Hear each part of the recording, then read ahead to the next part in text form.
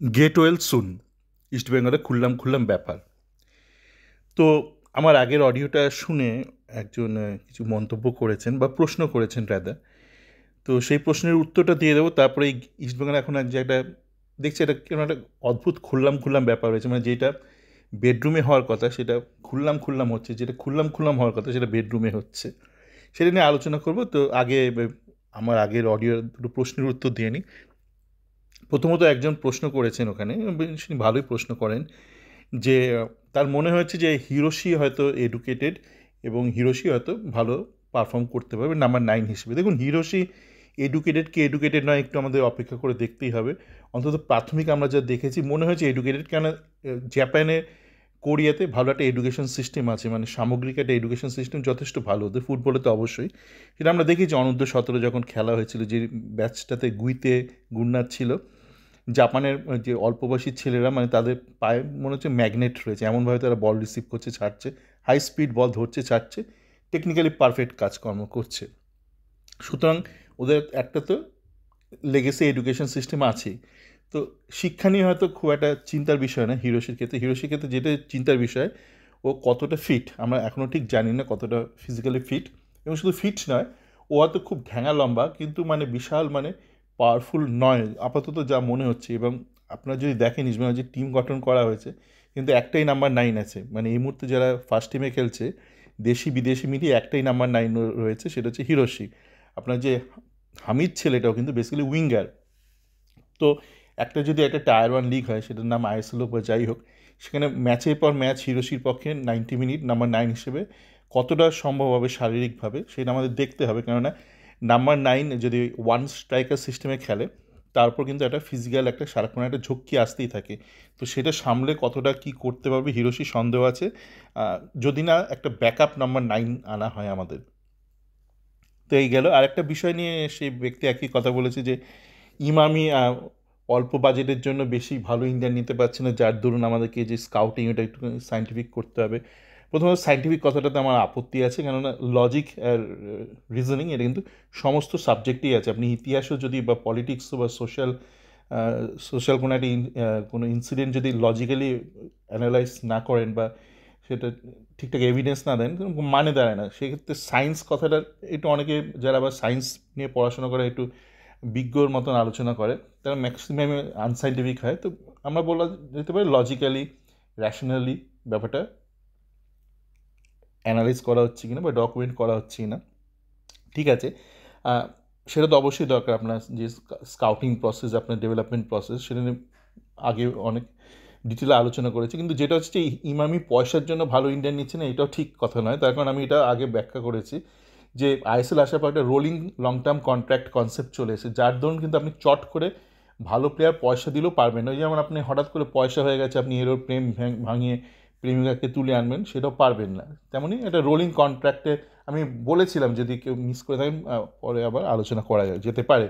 এবার আসা যাক এই খুললাম খুললাম গেট ওয়েল সুন। ধরুন আপনি হঠাৎ করে অফিসে গেলেন, লোকজন বলতে শুরু করে দিল আপনার গেট ওয়েল সুন। আপনি কী মানে ভাববেন কী, মানে হঠাৎ কী হলো, আমার শরীর কি খারাপ হয়ে গেল? শরীর খারাপ না হলে তখন কেউ যেন দেখবে কেন একটা করছে, মানে একটা পেটে চাপ চাপ লাগছে, কারণ বুকে চাপ চাপ লাগছে, মনে হবে কী হলো, হঠাৎ করে সবাই গেট ওয়েল সুন বলছে।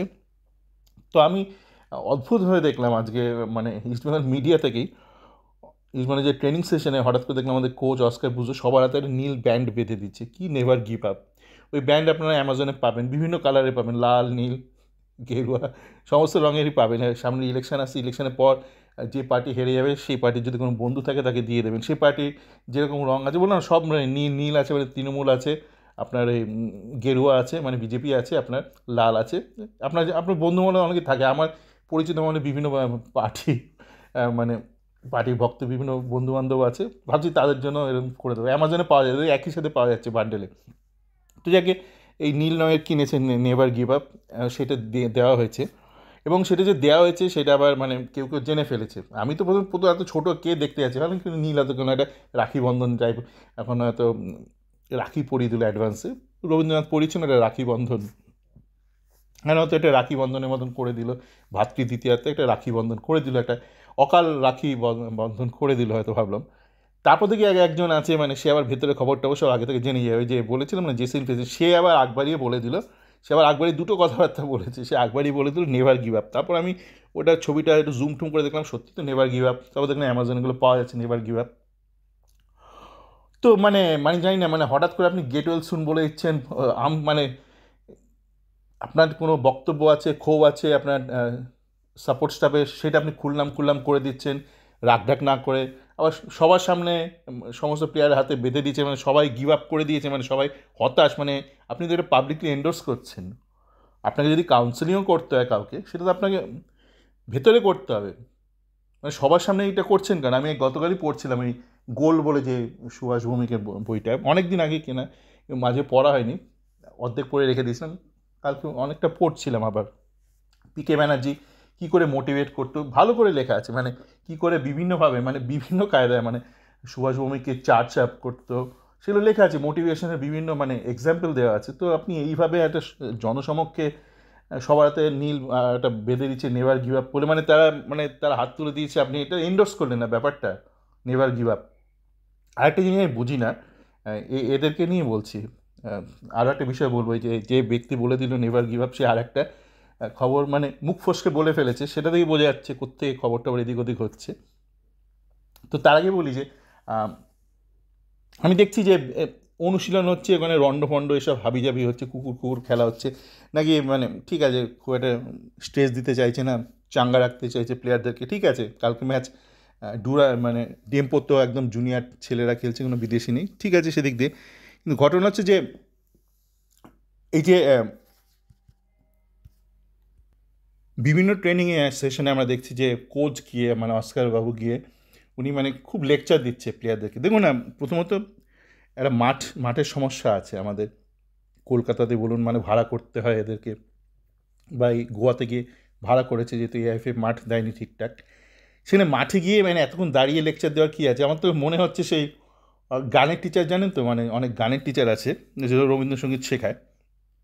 এবার আপনি গানের টিচারের কাছে যাবেন, ধরুন 2 ঘন্টার ক্লাস, সে 1.5 ঘন্টা ধরে না নোটেশন লেখাবে। আপনারা যারা গান শিখেছেন বা গান সম্পর্কে একটু যারা সচেতন, 1.5 ঘন্টা ধরে সে একটা বই খাতা খুলে নোটেশন লেখাবে।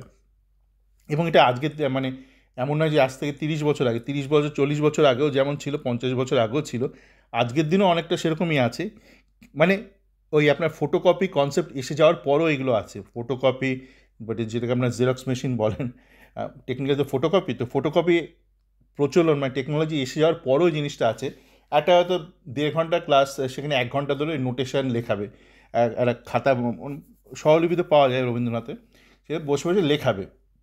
বুঝতে পারছি না, মানে আপনি একটা পয়সা তো নিচ্ছেন আপনি গান শেখানোর জন্য, সেখানে আসছে, আপনি 1 ঘন্টা ওই নোটেশন লেখাচ্ছেন, নোটেশন তো আপনি জেরক্স করে দিয়ে দিতে পারেন, বা এদের বলে দিতে পারেন যে তোরা একটা নিয়ে নিজেরা জেরক্স করে জেরক্স নিয়ে আয়, আমি এই 1.5 ঘন্টা তোদের গানটা শেখাবো। আপনি গান না শিখে নোটেশন লেখাচ্ছেন।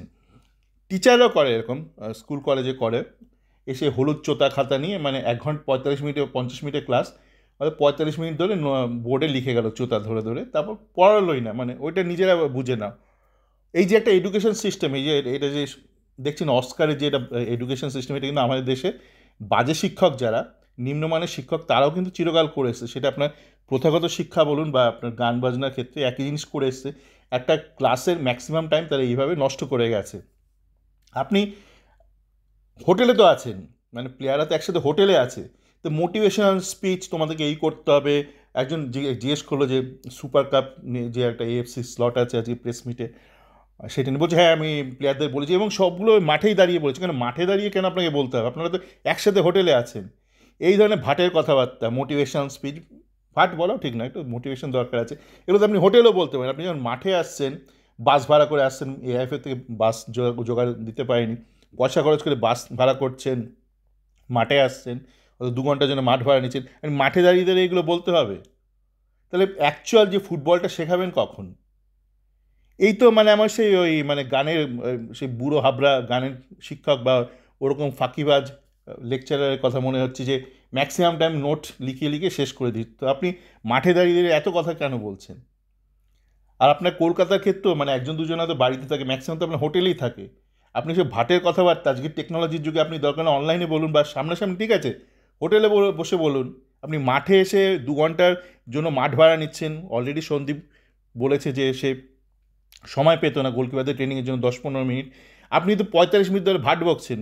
ফাইনালে আগের দিন 45 মিনিট ট্রেনিং হলো, আপনি অভিযোগ করলেন কে নাকি দেখেছে, মানে পাশের হায়াত রিজেন্সি থেকে কে একজন উকি মেরে দেখেছে, সে কী দেখেছে আমি জানি না, কারণ 25 মিনিট আপনি ভাট বকে গেছেন, মোটিভেশনাল স্পিচ দিয়ে গেছেন, 20 মিনিট পরে রইল। সে হয়তো দেখেছে আপনি কোনো অনুশীলন করাননি, সে হয়তো এটা আপনার ভয়ে কি মানে অনুশীলন করালাম না এটা দেখিনি। ওই যে বললাম, মানে যেগুলো ভেতরে করার কথা সেগুলো বাইরে করছে। Get well soon, never give up, এইসব ব্যান্ড ট্যান্ড বেঁধে দিচ্ছে সবার সামনে। আর যেটা ভেতরে, যেটা বাইরে করার কথা মানে ঠিকঠাক অনুশীলন করা, সেটা কালো কাপড়ে ঢেকে ভেতরে করছে, মানে আদৌ করছে না, সেই জন্য কালো কাপড়টা ঢাকা হয়েছে। তো এই ব্যাপারে চলছে ব্যাপারটা। তো আর আর কিছু না, মানে এই এই বলার ছিল। সকলে ভালো থাকবেন। ও না, যে বিষয়টা বলতে ভুলে গেছিলাম, সবাই ভালো থাকবেন, অবশ্যই থাকবেন, সেটা হলো যে আজকে মানে প্রেস মিটের শেষ প্রশ্নটা বেশ অদ্ভুত ছিল। এমন একজন ব্যক্তি ছিল যে কিন্তু প্রথম নেভার গিভ আপ ব্যাপারটা নিয়ে প্রশ্নটা উত্থাপন করলো। সে হঠাৎ করে এতদিন বাদে হঠাৎ করে নান্দাকে নিয়ে প্রশ্ন করলো। এবার বোঝা যাচ্ছে কেন প্রশ্নটা করলো, কারণ এতদিন কেউ প্রশ্নটা করেনি, হঠাৎ প্রশ্নটা করলো এবং সাথে সাথে উত্তর দিয়ে দিল। অস্কার উত্তর দিয়ে দিল, কী উত্তর না, নান্দা নাকি রিলিজ চেয়েছে। এখন অস্কার বোধহয় বুঝতে পেরেছে যে একের পর এক তো সবাই বিদ্রোহ করছে। প্রথম দিয়ামান্টগাস বিদ্রোহ করলো, তারপর সন্দীপ নন্দী বিদ্রোহ করলো, এবার নান্দাও বিদ্রোহ করেছে, মানে নান্দা বলে দিয়েছে যে ও রিলিজ চায়। সেটা ও এবার উত্তরটা দিয়ে দিল যে না, আমরা বলেছি নান্দাকে আমাদের এখন প্রয়োজন, এইসব হাবি জাবি অনেক কিছু বললো। কিন্তু ও এই জন্য বললো কেন, ওকে একটা প্রশ্ন করতে হবে না, নিজেদের কী করে বলবে আগ বাড়িয়ে। ও তো শুরুতে বলে দিয়েছে যে প্রেস মিট শুরুর আগে বলে দিয়েছে কোনো রকম ম্যাচ সংক্রান্ত ছাড়া কোনো বিষয় নিয়ে প্রশ্ন করা চলবে না। এদিকে আবার তার গোয়াতে এসে প্রথম প্রেম, এইসব প্রথম প্রেম না, মানে তার স্ত্রীর সাথে দেখা সাক্ষাৎ, তার নস্টালজিয়া, এগুলো নিয়ে আমি যাচ্ছি না, এগুলো হতেই পারে। দেখুন এই আমাদের দৈনন্দিন জীবনে কাজ করতে করতে কাজের মাঝে আমাদের ইমোশনাল ব্যাপারগুলো বেরিয়ে আসতে পারে, এইটা নিয়ে আমার কোনো আপত্তি নেই।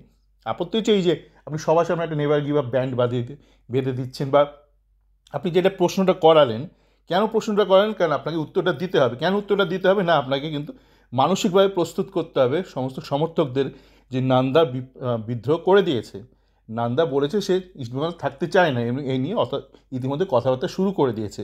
তো এইটাই বলার ছিল, এই বেশি বুদ্ধিমান হতে গেলে একটু মুশকিল আছে, কারণ সবসময় মনে রাখবেন আপনার যে বুদ্ধি তার থেকে হয়তো আরও অনেক ব্যক্তি আছে যাদের বুদ্ধির লেভেলটা একটু বেশি। হ্যাঁ, সুতরাং চেষ্টা করবেন জীবনে একটু ভালো থাকার। কারণ মন্দ থাকতে গেলে আপনাকে একটু বুদ্ধি ব্যবহার করতে হবে। আপনি জীবনে ভালো থাকতে গেলেও বুদ্ধি ব্যবহার করতে হবে, আপনি যদি মন্দ কাজও করতে চান আপনাকে বুদ্ধি ব্যবহার করতে হবে। কিন্তু আপনি যাই কাজ করতে চান, ভালো কাজ বা মন্দ কাজ, আপনার থেকেও কিছু ব্যক্তি থাকবে, মানে কিছু ব্যক্তি থাকবে যাদের বুদ্ধির লেভেল আপনার থেকে বেশি। শুধু আপনি মন্দ কাজ যতই করেন না কেন, আপনি শেষে গিয়ে ধরাটা পড়বেন। সেই জন্য চোর পুলিশে খেলা, লাস্টে চোর গিয়ে ধরা পড়ে, তাই না? সকলে এবার সত্যি সত্যি ভালো থাকবেন। এখানে আপাতত এই বক্তব্যটা শেষ করছি।